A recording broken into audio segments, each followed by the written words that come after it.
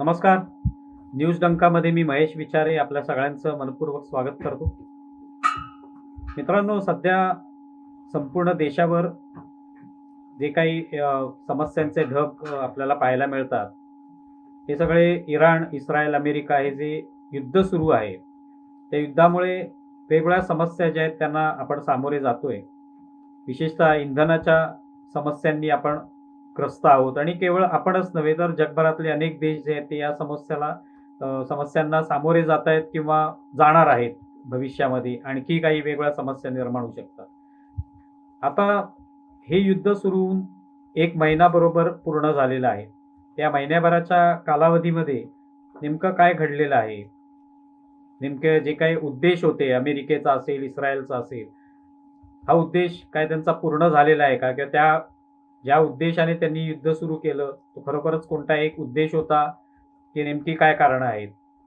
हे आत्ताच्या या सगळ्या महिन्याभराच्या कालावधीमध्ये जे काय घडलेलं आहे, एकमेकांचं जे काही नुकसान झालंय, हवाई दलाचं असेल, नौदलाचं असेल, जी काही क्षेपणास्त्र डागली गेली, त्याच्यामुळे जे काही नुकसान झालेलं आहे, हा सगळा एक आढावा आपण या निमित्ताने आजच्या या व्हिडिओमध्ये घेऊया. आणि त्यासाठी आपल्यासोबत आहेत ग्रुप कॅप्टन प्रवीर पुरोहित निवृत्त. यांच्याशी आपण हा संवाद साधूया आणि हा सगळा आत्तापर्यंतचा महिन्याभराचा हा युद्धाचा सगळा कालावधी जो आहे त्याच्यावर प्रकाश टाकण्याचा प्रयत्न करू. प्रवीरजी, आपलं खूप खूप स्वागत आहे न्यूज डंकामध्ये. नमस्कार, धन्यवाद. तर पहिली गोष्ट म्हणजे तुम्ही एक म्हणजे या सगळ्या युद्धाचा जर अभ्यास करत असाल तर त्यावेळेला त्या सगळ्या परिस्थितीकडे तुम्ही कशा पद्धतीने पाहताय? हा गेल्या महिन्याभराचा कालावधी जर पाहिला तर त्याच्यामध्ये वेगवेगळ्या घटना घडलेल्या आहेत, वेगवेगळ्या प्रकारचे चढ उतार पाहायला मिळालेले आहेत, वेगवेगळ्या समस्यांचा सामना लोक करतायत. त्या सगळ्यांकडे तुम्ही कशा पद्धतीने पाहताय?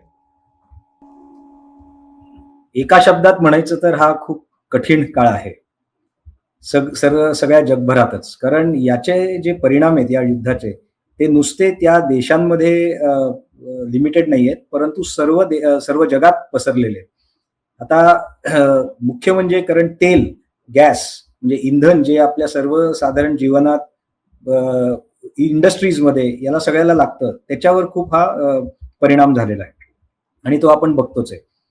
आता काही आपल्या देशात तरी परिस्थिती त्या मानाने चांगली आहे अजून तरी, कारण आपल्याकडे साठा तेलाचा आहे भरपूर. गॅसचे काही आता टँकर्स आपल्या इराणशी आपण बोलल्यामुळे काही येत आहेत आणि त्यामुळे परिस्थिती सुधारण्याची शक्यता आहे. परंतु जे इन्शुरन्स कॉस्ट वगैरे वाढलेले आहेत त्याचा सगळा डाऊनस्ट्रीम इफेक्ट ज्याला म्हणतात, तो आज नाही तर उद्या येणार आहे. सो इन्फ्लेशन वाढू शकतं, इकॉनॉमिक कंडिशन्स आपल्या अजून कठीण होऊ शकतात. आणि आपण आपल्या पूर्वेकडे गेलो म्हणजे बांगलादेश किंवा साऊथ ईस्ट एशियामध्ये आपण गेलो तर तिथं अजूनच ह्याचा फटका बसलेला आहे त्यांना. कारण छोटे छोटे देश जे आहेत जसे व्हिएतनाम किंवा कंबोडिया, यांच्याकडे तेलाचा साठा करण्याची क्षमता खूप कमी आहे. त्यामुळे त्यांचं म्हणजे ते अवलंबून इतके आहेत की रोज टँकर येण्यासाठी आणि म्हणजे ज्या जहाज जे शिप्स येतात आणि त्याच्यावरनं ऑफलोड करतात, तर त्यांना हा मोठा जास्त फटका बसलेला आहे. आपल्याकडे तरी साठा आहे, त्यामुळे आपण आतापर्यंत तरी इतकं आपल्याला फार काही असं म्हणजे दुष्परिणाम झालेले दिसत नाहीये. ही एक आर्थिकदृष्ट्या सर्व जगावर एक संकट आलेलं आहे. दुसरी गोष्ट अशी आहे की एक आपण जे इंटरनॅशनल रिलेशन्समध्ये आपण म्हणतो बॅलन्स ऑफ पॉवर, हा एक शब्द आहे की एक सर्टन बॅलन्स जे असतं जगामध्ये, ते खूप आता म्हणजे काय झालं, डिस्टर्ब झालेलं आहे. आणि ते यामुळे की आखाती देशांमध्ये त्यातले बरेचसे देश अमेरिकेचे मित्र आहेत, त्यांचे पार्टनर्स आहेत. परंतु इराण एक असा देश होता जो वेगळा होता, ज्या देशामध्ये अमेरिका आणि इस्रायल विरुद्धची जी म्हणजे मानसिकता होती ती खूप मोठी होती. आणि त्यांना असं वाटायचं. आणि बरं, हे आत्ताची गोष्ट नाही, पूर्वी इस्रायल आणि इराणचे संबंध चांगले होते 50-60 मध्ये. इराण आणि इराकचं जेव्हा युद्ध चालू होतं 80च्या दशकामध्ये, तेव्हा इस्रायलनी उलट इराकवर हल्ला छोटे छोटे करून इराणची मदत केली होती. परंतु जेव्हा आयातोल्ला खोमेनी आले आणि त्यांनी शाह ऑफ इराण जे होते, इराणचे शाह, त्यांना त्यांचा तख्तापलट केला. त्याच्यानंतर काय झाले की ते असे रॅडिकल एका अशा विचारधारामध्ये इराण गेलं. इराण म्हणजे काय, इराणची लोक जरी सर्वसामान्य नसली त्या विचारधारेत, तरी जे राज्य करतायत तिथं ते झालेले. आणि त्यामुळे काय झालं की ह्याच्यात इस्रायल आणि इराण, नंतर इराण आणि अमेरिकामध्ये वारंवार मतभेद, वाद असे व्हायला लागले. आणि त्यात इराणची अशी समजूत होती की जर त्यांच्याकडे अ, अणु अणुबॉम्ब समजा त्यांना मिळाला किंवा ते त्यांना प्राप्त झाला, तर कदाचित ते अमेरिके किंवा इस्रायल यांचं जे दबाव असतो त्याच्यासमोर उभे राहू शकतील. म्हणून त्यांचे प्रयत्न चालू होते अणुबॉम्ब तयार करण्याचे. आणि ते जे होतं ते जर झालं असतं तर आखाती देशांमधला जो बॅलन्स आहे किंवा आशियातला सुद्धा बॅलन्स हा खूप बिघडला असता. आणि म्हणून इस्रायलसाठी तर ते संकटच होतं, कारण मग त्यांचं जे डेटरन्स आपण म्हणतो ते राहिलं नसतं. त्यामुळे हे सगळे जे प्रकार घडले आणि त्याच्यातनं एकानंतर एक गोष्टी झाल्या. मध्ये एक JCPOA म्हणून होता, जो एक पॅक्ट होता, त्याच्यात इराण चर्चा करत होतं. आणि बऱ्यापैकी त्याच्यात ओबामाच्या वेळाच ते सुरू झालं होतं. ओबामा जेव्हा राष्ट्रपती होते अमेरिकेचे, आणि त्याच्यात चांगल्या हालचाली झाल्या होत्या. परंतु ट्रम्प जेव्हा पहिल्या त्यांच्या 2016 मध्ये आले, तेव्हा त्यांनी त्याच्यातनं आपले हात काढून घेतले. आणि त्यानंतर ह्यांचे जे संबंध आहेत, म्हणजे संबंध चांगले नव्हते, पण निदान काहीतरी बोलणं तरी चालायचं. ते संबंध खूप खाली गेले. बायडन आले तेव्हा परत त्यांनी प्रयत्न केला, परंतु तोपर्यंत इराणला असं वाटलं की कदाचित अमेरिकेवर विश्वास ठेवून उपयोग नाही आणि आपण आपलं केलं पाहिजे. या सगळ्या गोष्टींमध्ये एक गोष्ट, कारण आता बरीच चर्चा होतीये या न्यूक्लिअर वेपन्स बद्दल. इराण, कारण इस्रायल आणि अमेरिकेचं एक म्हणणं किंवा उद्देश असा आहे की त्यांच्याकडे न्यूक्लिअर वेपन्स केपेबिलिटी ही आली नाही पाहिजे, आणि म्हणून एक कारण देण्यात येतं की ते उद्ध्वस्त करायला, नष्ट करायला आम्ही हे युद्ध करतोय, कारण इराण ऐकत नाहीये म्हणून.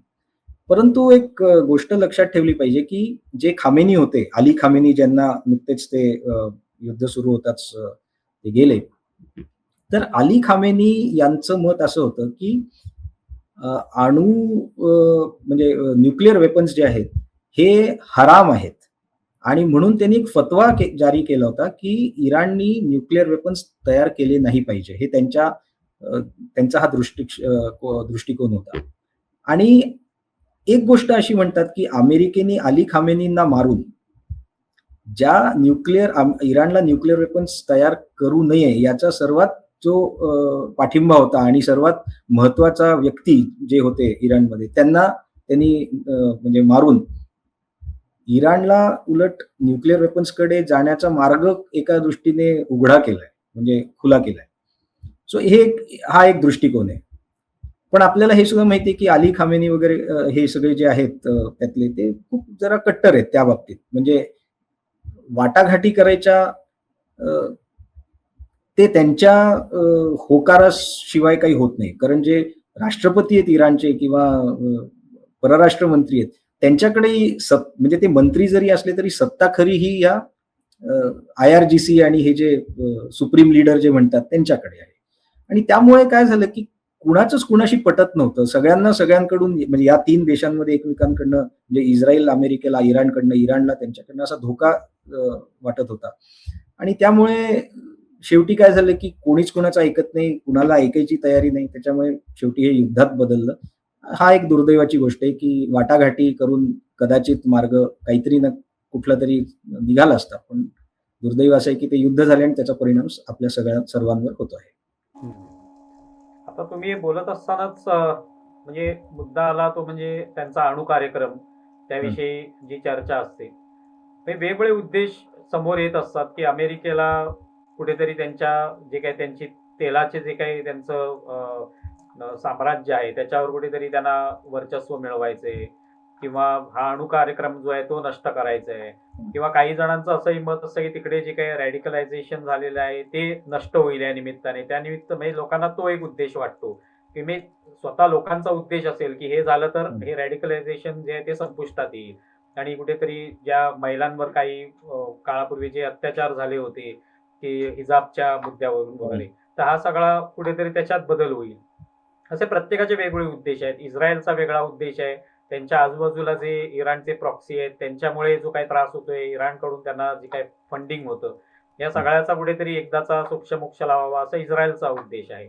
त्यामुळे उद्देश अनेक दिसून येतात. तर नेमकं हे युद्ध जे आहे ते खरोखरच कोणत्या एका उद्देशाने सुरू झालं, की सगळेच हे उद्देश जे आहेत त्याचा एक सोक्षमोक्ष लावायचा असाच त्याच्या मागचं कारण होतं?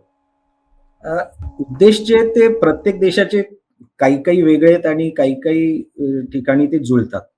आता उदाहरणार्थ इस्रायलचा उद्देश असा आहे की इस्रायलला आपण पूर्वी जरा इतिहासात गेलो तर बघितलं तर जे 67 साली अरब इस्रायल युद्ध झालं होतं, नंतर 73 साली योम किप्पूर वॉर जे झालं होतं ते बघतो. तर तेव्हा त्यांच्या भोवती सगळे जे अरब जे काही काही देश होते, जसं इजिप्त, तेव्हा जॉर्डन, सीरिया, नंतर इराक, हे सगळे त्यांचे शत्रू होते आणि पॅलेस्टाईनच्या साठी ह्या सगळ्या देशांचा सपोर्ट होता.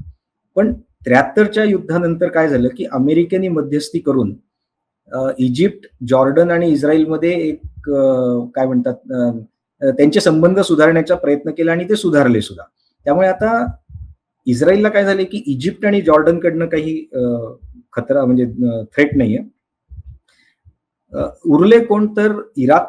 इराकमध्ये काय झालं सद्दाम हुसेनच्या पहिल्या युद्धानंतर म्हणजे त्या 91 सालच्या युद्धानंतर आणि 2003 मध्ये जेव्हा सेकंड गल्फ वॉर आपण जे म्हणतो, बुश जे राष्ट्रपती होते तेव्हा त्यावेळची गोष्ट. त्याच्यानंतर इराक हे खूप कमजोर झालं आणि त्याच्यानंतर तिथं सगळं इन्सर्जन्सी, आयसिसचं वगैरे खूप चाललेलं होतं. पण त्या सर्वसाधारण म्हणजे ओव्हरऑल बघितलं तर काय की इराक जी कॅपॅसिटी जी होती की जे इस्रायलला धोका पोचू शकेल ती नष्ट झाली होती. सौदी अरेबिया अमेरिकेचा मित्र, इस्रायल अमेरिकेचा मित्र, त्यामुळे अमेरिकेचा थोडं त्यांच्यावर थोडा दबाव दोघांवर होता की एकमेकांशी तुम्ही भांडू नका आणि जे काय असेल ते पण अशा युद्धाच्या ह्याच्यात आलं नाही पाहिजे. सगळं बघून उरलं तर कोण, फक्त इराण असा एक देश उरला होता. म्हणजे इस्रायलच्या बरं, सिरिया होता. सिरियाला रशियाची सुद्धा बरीच मदत होती जेव्हा असाद होते. परंतु तिथं सुद्धा काय झालं की असादना पळ काढावा लागला. ते असं म्हणतात की ते रशियामध्येच आहेत लपलेले आणि त्यांचा जो तख्ता पलट सगळा झाला आणि आता तो त्यामुळे सिरियाचा सुद्धा जे धोका होता सिरियाकडनं तो मिटला. फक्त इराण असा एक राहिलेला आहे. आणि या सर्व सगळ्या देशांमध्ये इराण असा एकच देश आहे जो खुलेआम म्हणतो की आम्हाला न्यूक्लिअर वेपन्स बनवायचे, कारण ते आमचं एक इन्शुरन्स पॉलिसी आहे. जरी ते खामेनी म्हणाले असते, फतवा दिला असता तरी. आता तो जगासाठी होता का त्यांच्यासाठी होता हे आपल्याला कळणं खूप म्हणजे कठीण आहे.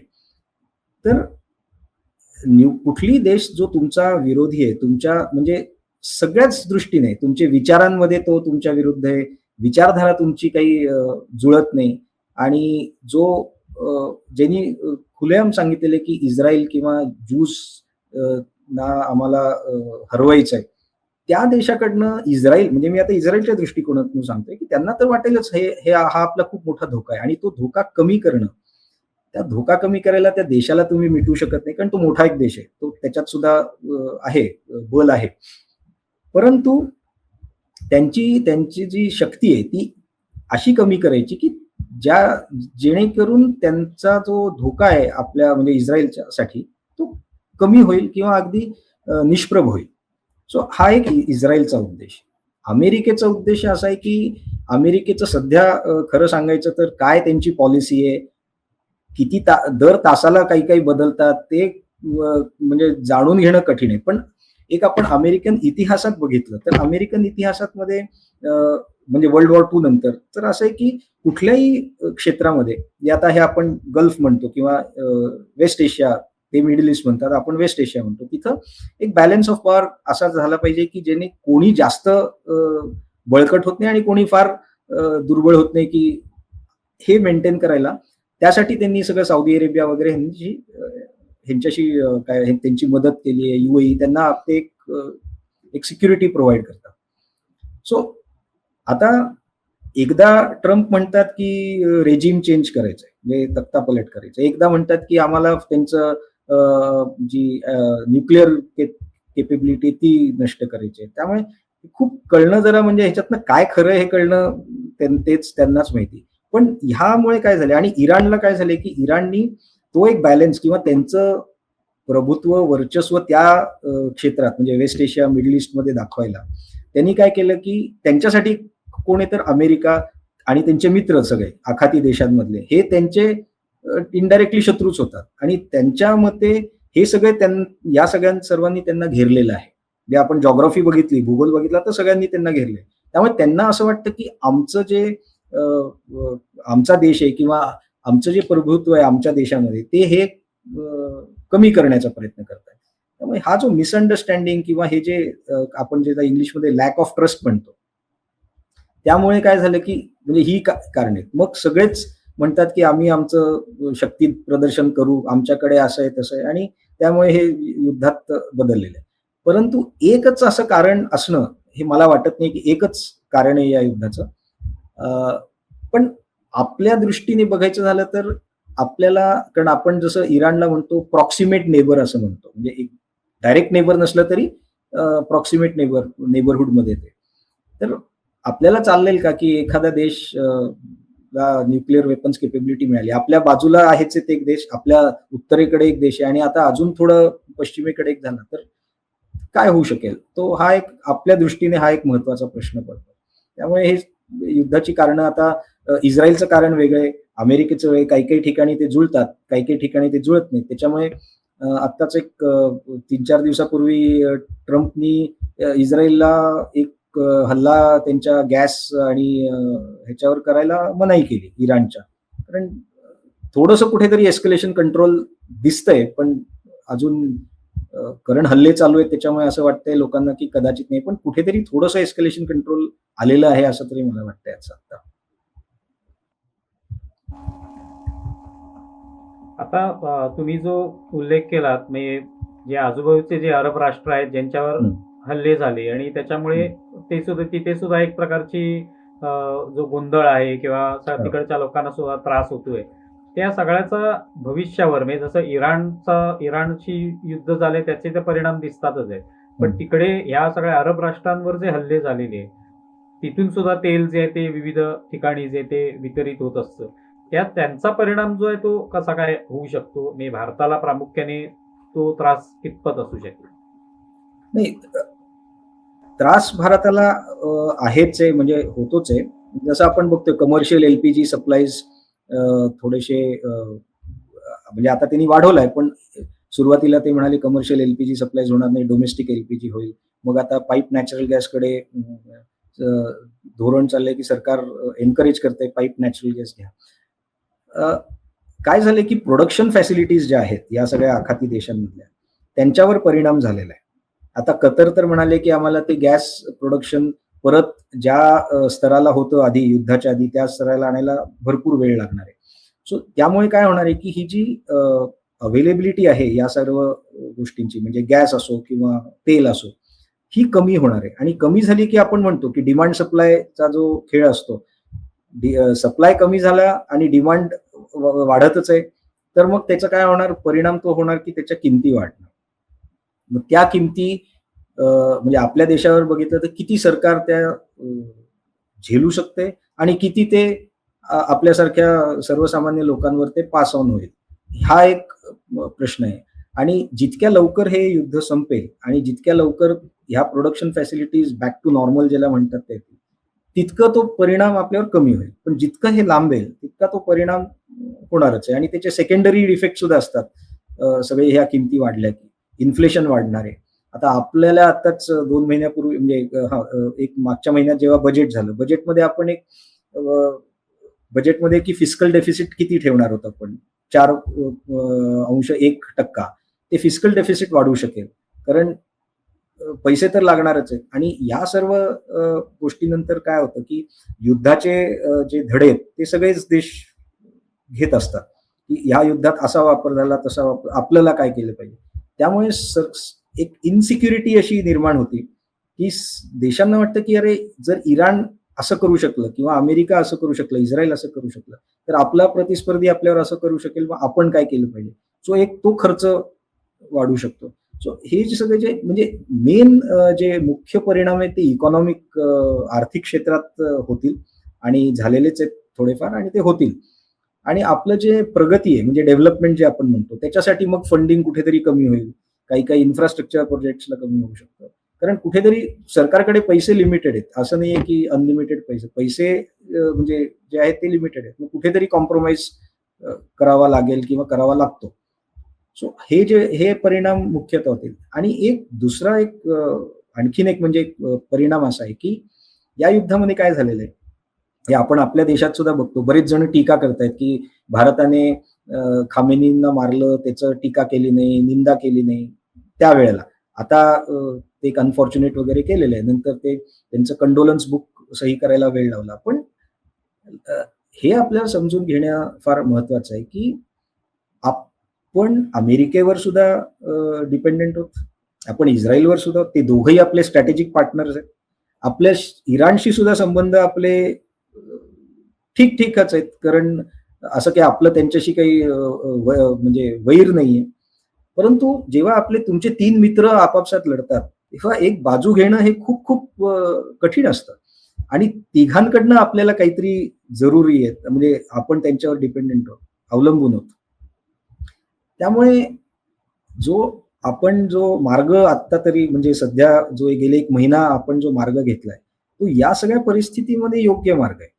आणि किती जरी आपल्याला लोकांना बरंच वाटतं की अमेरिकेने युद्ध केलं, पण आपण हे सुद्धा विचार केला पाहिजे की त्यांच्यात जे काही भांडणं असो, पण आपल्या देशाला काय महत्वाचं आहे, आपल्या देशाचं आपण जे म्हणतो आपले इंटरेस्ट कुठे, ते जपून ठेवणं हे खूप महत्वाचं आहे. आणि ते जपून ठेवायला आपल्याला एखादा असा मार्ग घ्यावा लागला. आणि मी मान्य करतो की तो एक सर्वात उचित मार्ग नाही, पण या सद्य परिस्थितीमध्ये जो सर्वात योग्य मार्ग आहे तो आपण घेतलेला आहे. आणि थोडं नंतर काय होऊ शकेल, नंतर हे मित्र म्हणू शकतील की तुम्ही आमची पूर्णपणे बाजू घेतली नाही. पण ठीक आहे, ते त्याच्यासाठी आपले डिप्लोमॅटिक आहेत, हालचाली होतील आणि त्यांना आज नाही तर उद्या त्यांना कळेल की असं नाहीये की आम्ही काही एकाची बाजू किंवा दुसऱ्याची बाजू घेतली नाही. इनफॅक्ट आपले पंतप्रधान सुद्धा म्हणालेत आणि आपल्या देशाचं धोरण आहे म्हणजे पहिल्यापासून अगदी आपल्या स्वातंत्र्यापासून असं आहे की दुसऱ्यांच्या भांडणात पडायचं नाही. आणि त्यांना हे सांगायचं की बाबा तुम्ही वाटाघाटी करा, बोलणी करा एकमेकांशी आणि हे मिटवा. कारण युद्ध हे कुणाच्याच फायद्याचं नसतं. तुम्ही आता जे सांगितलं, विशेषतः भारतातल्या काही लोकांची जी प्रतिक्रिया आहे या युद्धानंतर भारताने काय भूमिका घ्यावी याविषयी, तर जसे वेगवेगळ्या पद्धतीचे धडे प्रत्येक देशाला मिळत आहेत या युद्धामधून, काय काय नवीन नवीन शिकायला मिळते, तर तसं लोकांनी सुद्धा यातून शिकण्यासारखं आहे की जिओपॉलिटिकल जे काही सध्या चालू असतं, तर त्यावर पटकन एखादी प्रतिक्रिया देणं हे खूप सोपं असतं. की आपण म्हटलं भारताने अमुक भूमिका घेतली पाहिजे, राहुल गांधींना वाटते म्हणून ही भूमिका घेतली पाहिजे किंवा आणखी कोणाला तरी वाटते म्हणून ती भूमिका घेतली पाहिजे. तर त्याविषयी सुद्धा आपण कुठेतरी एक परिपक्व होणं अत्यंत आवश्यक असतं, असं तुम्हाला वाटतं का? हो, म्हणजे आता हल्ली काय झालेलं आहे, एकतर सोशल मीडिया आणि इतके सगळे न्यूज चॅनल्स आलेले आहेत. त्यामुळे काय झालंय की सगळ्यांना एकतर लोकांना माहिती कळते. आता ती माहिती कितपत खरी आहे, किती त्याच्यात विश्लेषण झालंय, हा एक मोठा प्रश्न आहे. कारण आपण सिंदूरच्या वेळेस सुद्धा बघितलं. आपलेच म्हणजे दुर्दैवाची गोष्ट आहे की आपले कितीतरी जे मेनस्ट्रीम मीडिया चॅनल्स जे आपण म्हणतो, त्यांनी काय दाखवलं होतं. एका चॅनलनी म्हणलं आपण कराची मध्ये पोहोचलोय, एक म्हणाला लाहोरमध्ये पोहोचतोय वगैरे. सो हे हास्यास्पद गोष्ट आहे, पण दुर्दैवाची यासाठी की आपली क्रेडिबिलिटी, आता इंडियन मीडिया पूर्वी जे होतं त्याची क्रेडिबिलिटी होती, ती क्रेडिबिलिटी आपली गेलेली. आणि त्याच्याने काय होतं की लोकांना सुद्धा असं वाटतं अरे वा आपण एकदम तज्ञ झालोय आता की अमेरिकेने इराणवर हल्ला केला. आणि लोकांना असं वाटतं की म्हणजे माझ्याशी सुद्धा चर्चेत बरेच जण म्हणतात अहो पण इराण तर अजून काहीच झालं नाही इराणला, इराण तसंच आहे, त्यामुळे अमेरिका हरलं का? म्हटलं तसं नाहीये. हरणं जिंकणं युद्धात तुमच्या स्ट्रॅटेजिक एम जो असतो त्याच्यावर अवलंबून असतं. आणि प्रत्येक देशाचा स्ट्रॅटेजिक एम वेगळा असेल. आता अमेरिकेचा एम समजा उदाहरणार्थ असला की इराणचं जी मिलिटरी केपेबिलिटी आहे ती इतकी म्हणजे नष्ट करायची की त्यांना परत वर यायला अनेक म्हणजे 1 दशक 2 दशक लागतात. आणि इराणचं असेल की काही जरी झालं, आपलं किती नुकसान झालं तरी आपण देश आपला अजून तसाच राहिला पाहिजे, ते त्यांचं असलं तर दोघेही जिंकतात ना. मग कारण ऍक्च्युली सत्य असं आहे की दोन्ही हे खरं आहे. इराण अजून आहे, म्हणजे त्यांचं रेजिम जे म्हणतात ते अजून आहे.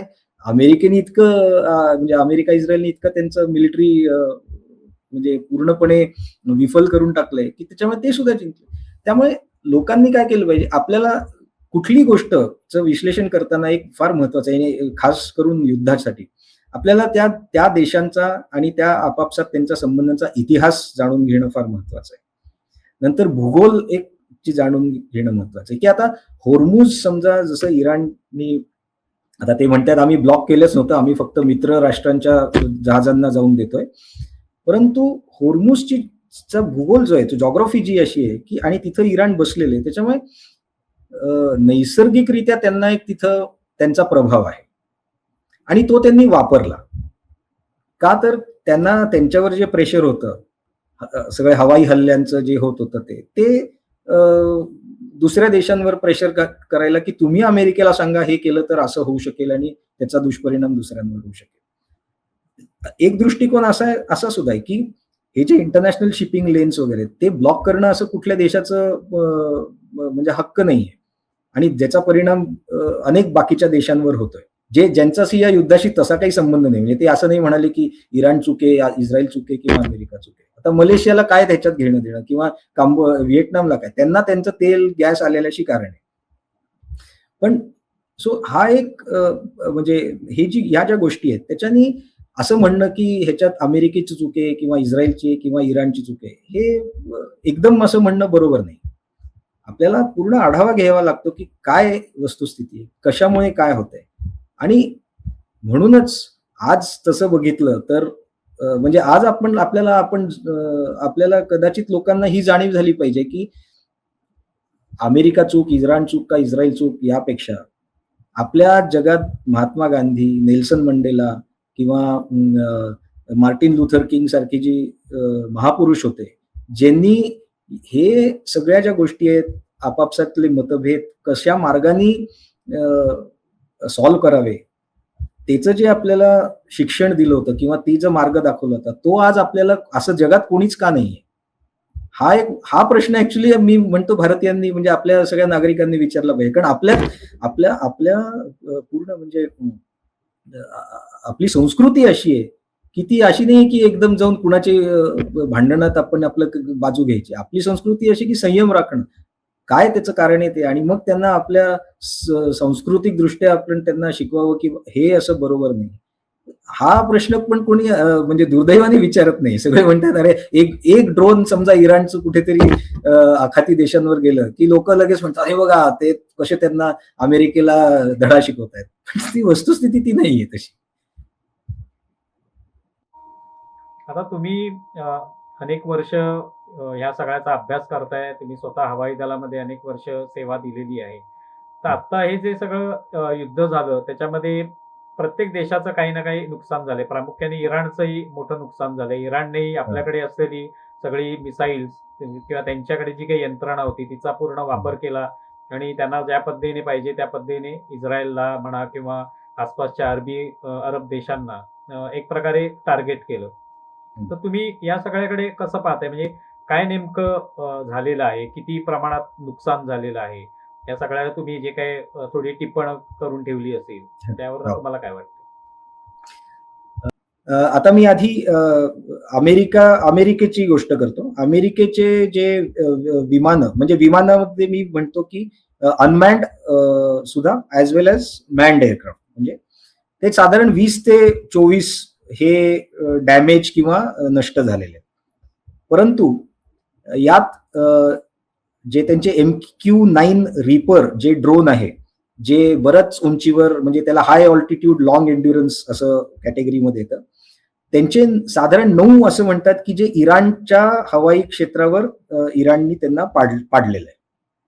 पण हे सगळे अनमॅन्ड होते. आणि त्यांच्या मॅन्ड एअरक्राफ्टमध्ये एक F-35 ला थोडं म्हणजे डॅमेज झाला, त्याला एमर्जन्सी लँडिंग करावं लागलं, परंतु ते सुखरूप आपल्या म्हणजे मित्रांच्या देशाच्या ह्याच्यातच रनवे एअरफील्डवर लँड झाले. त्यामुळे ते नष्ट झालेले नाही, पण त्याला डॅमेज झालेला आहे.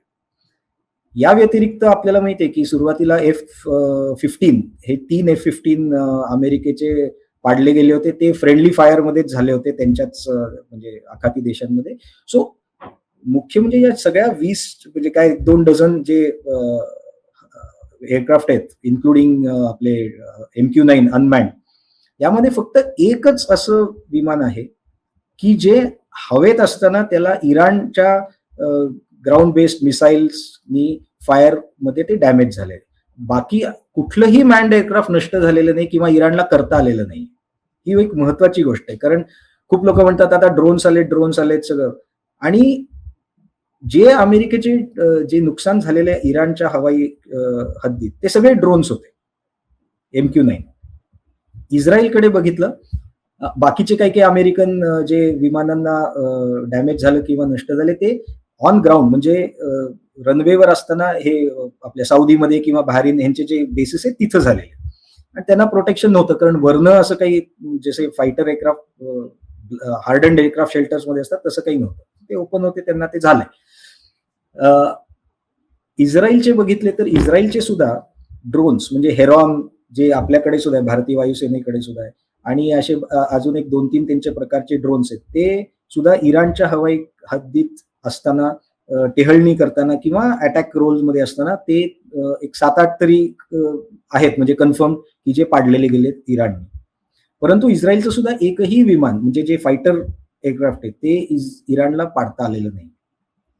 यावरनं काय एक धडा मोठा होतो की हा जो सध्या वादविवाद चालू आहे की ड्रोन्स आणि मॅन्ड एअरक्राफ्ट, ड्रोन्सचा उपयोग आहे, ड्रोन्स महत्वाचे आहेत, परंतु मॅन्ड फायटर एअरक्राफ्टला अजून काहीही पर्याय नाही आणि अनेक वर्ष होणार नाही.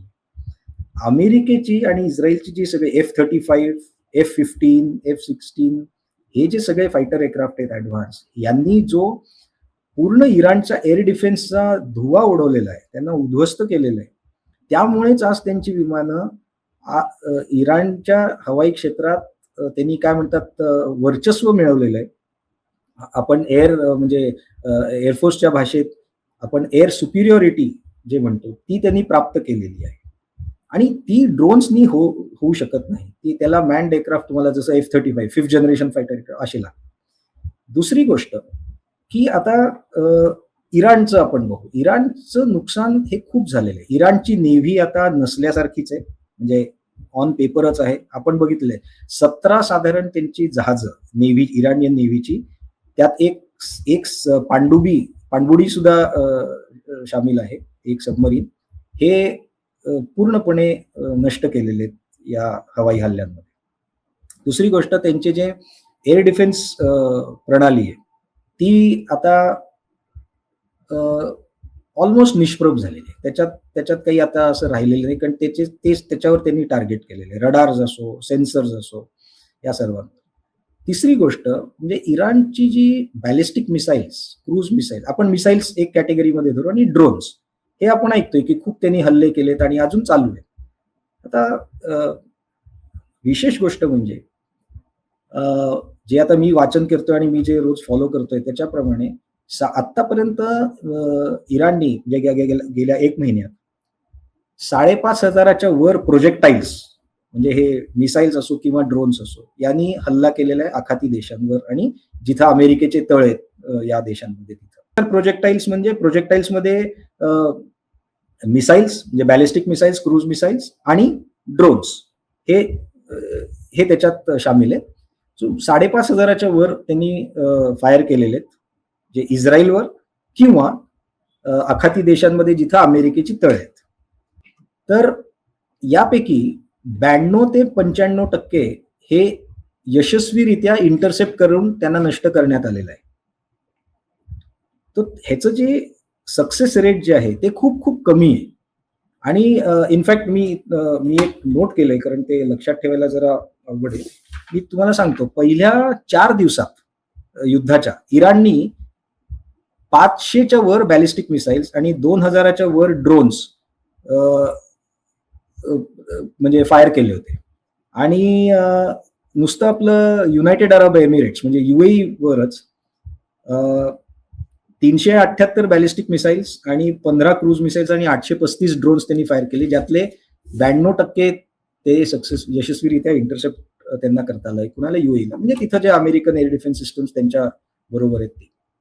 त्यामुळे आता काय झालंय की इराणची जी क्षमता होती मिसाईल्स आणि ड्रोन्सचा मारा करायची ती खूप आता कमी झालेली आहे. यात अजून एक महत्वाची गोष्ट म्हणजे तुमच्याकडे मिसाईल्स अनेक असतील, हजारो, लाखो जे काय असतील ते असतील. पण लॉन्चर जे असतात, कारण शेवटी त्या मिसाईलला लॉन्चरवर ठेवून मगच ते फायर करतायत. लॉन्चर्स जे होते इराणकडे युद्धाच्या सुरुवातीला असं म्हणतात की साधारण 500 असे होते. आता हा हा जो फिगर आहे तो थोडा व्हेरी करतो. काही लिखाणात आहे असं 600, काही 500, पण आपण एक साधारण 500 550 धरू. आता कालच्याच एका रिपोर्टमध्ये असं आलेलं आहे की आता त्यांच्याकडे फक्त एक 100 ते 150 लॉन्चर्स राहिलेली आहेत. आणि त्यामुळे काय झालंय आणि ते का राहिलेले कारण ह्या अमेरिकन आणि इस्रायली हवाई हल्ल्यांमध्ये त्यांनी ते लॉन्चर्सना टार्गेट केले आणि ते लॉन्चर्सना शोधून म्हणजे जसं एक मिसाईल कराल त्यांच्याकडे ती क्षमता आहे की ते लॉन्चर कुठे हे ते पिन पॉईंट करू शकतात आणि मग लगेच एक हवाई हल्ला होतो. तो हवाई हल्ला ड्रोन्सनी होत नाही. तो हवाई हल्ला F-35 किंवा F-15 अशा मॅन्ड फायटर एअरक्राफ्टनेच होतो. आणि त्याच्यानी काय झालं की आता त्यांची क्षमता कमी झाली पण त्यांना अजून हार तर मानायची नाहीये. त्यामुळे ते दाखवतायत की अजून आमच्याकडे आहेत. त्यामुळे आता तुम्ही ऑब्झर्व्ह केलं म्हणजे की गेले 4-5 दिवसांमध्ये ते जे ड्रोन अटॅक्स जे करतायत, आधी सुरुवातीच्या पहिल्या आठवड्यात सारखे असे म्हणजे ज्याला आपण एअरफोर्समध्ये वेव्ह आफ्टर वेव्ह म्हणतो तसे येत होते. आता त्याच्यात काय फार गॅप देत आहेत ते आणि छोटे-छोटे म्हणजे कमी म्हणजे कमी नंबर्समध्ये ते ड्रोन्स पाठवत आहेत आणि ते इस्रायलवर ते करतायत. कारण काय आहे की ड्रोन हल्ला किंवा मिसाईल अटॅक आला की सगळे शेल्टरमध्ये जातात या देशांमध्ये. तर आता दर 4 तासाला तुम्ही एक थोडे ड्रोन्स पाठवले तर लोकांना कळत नाही आता बाहेर यायचं का नाही. सो हे एक काय म्हणतात वैताग आणणारी गोष्ट करतायत. पण त्याच्यानी जो कायनेटिक इफेक्ट होतोय तो आता फार कमी झालेला आहे.